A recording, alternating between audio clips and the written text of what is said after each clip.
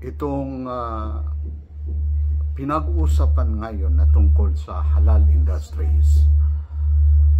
Ang halal industry is becoming now a global industries na umabot na ng ilang billion dollars ang involved.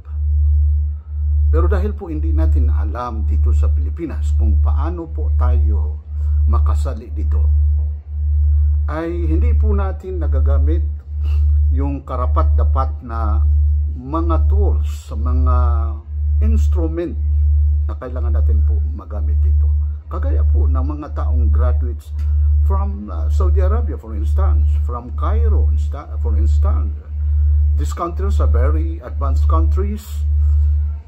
Matagal na po yung mga schools nila, mga universities nila. Al-Azhar University, where I graduated myself, is one of the oldest university in the world.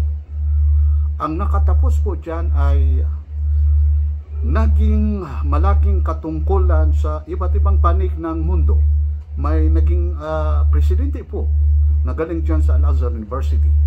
Ang daming mga leaders po na nanggagaling dyan. Pero sa Pilipinas, hindi po natin nakikinabang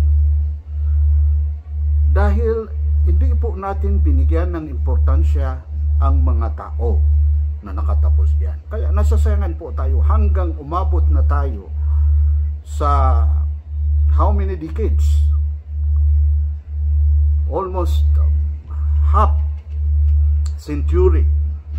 Kaya yung mga iba, alam po natin na kuminsan doon na sila napunta sa mga ibang or kahit sino ang naging financer nila. So hindi na natin yung pag-usapan. Pero ang pag-usapan po natin dahil now the government, the Department of Trade and Industries, even the President ay ngayon nalaman na nila kaano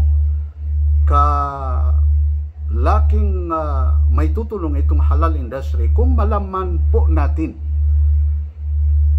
Kaya DTI, nakita po natin last year, last administration, nagumpisa na sila, but doon lang tayo sa mga awareness, diyan sa mga conferences, pero hindi pa natin masyado nakapasok talaga the real business. Dahil po hanggang ngayon nakikita po natin na hindi pa na we could not make use of those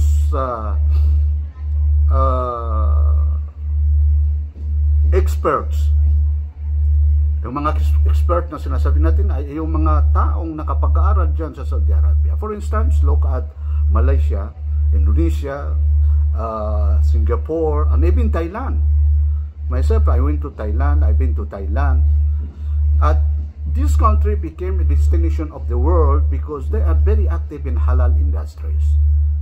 Kaya na they made use of those Arabic speaking